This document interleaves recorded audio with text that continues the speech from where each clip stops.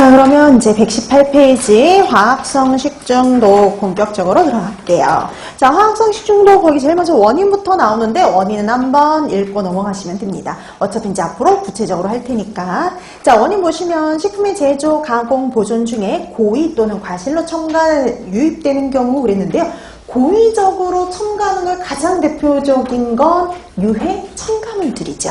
그러니까 사용이 금지된 유해 첨가물들은요, 보통 고의적으로 집어넣어서 문제가 되죠. 자, 그다음에 식품의 제조 과정 중 우연히 혼입돼서 문제가 되는 경우도 있는데 그 우연히 혼입된 사건의 가장 대표적인 게 미강류 사건의 PCB죠. 이 PCB는 열매체로 사용했다가 우연히 혼입된 예였어요. 그 다음에 세 번째, 기구 용기 포장 재료의 소재가 용출되어 식품으로 이행되는 경우, 그러니까 우리 보통 금속으로 이루어진 거, 도자기나 범랑 같은 경우는 유해 중금속이, 그 다음에 열 경화성 수지 같은 경우는 포름 알데히드가, 열 가소성 수지 같은 데에서는 뭐가 문제가 되냐면요, 특히 가소제가 문제가 되는데 그 가소제 중에는요, 환경 호르몬으로 판명된 것들이 있어요. 그런 환경 호르몬들, 이런 것들이 문제가 되죠.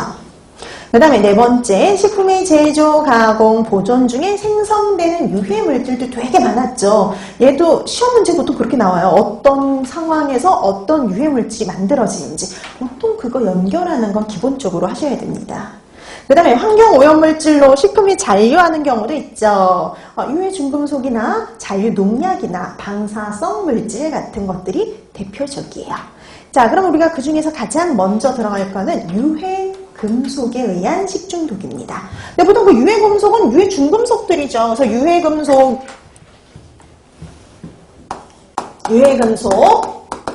중금속에 의한 식중독 이렇게 보시면 되겠고요. 이런 유해 금속 같은 경우 특히 뭐가 문제가 되느냐 하면은요. 뭘 반드시 알아두셔야 되냐면 주로 이거하고 연결해서 가장 많이 출제가 되어요.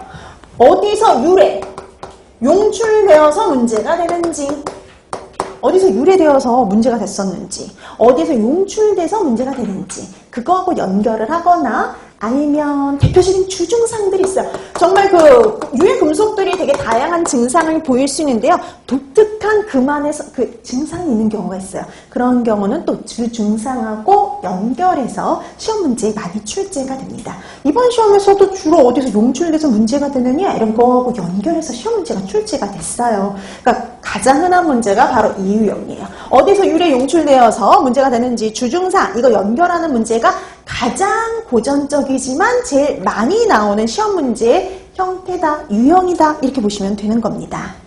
자, 이런 유해 중금속에 의한 식중독 한 번에 여러분들이 유해 금속을요 다량 섭취하는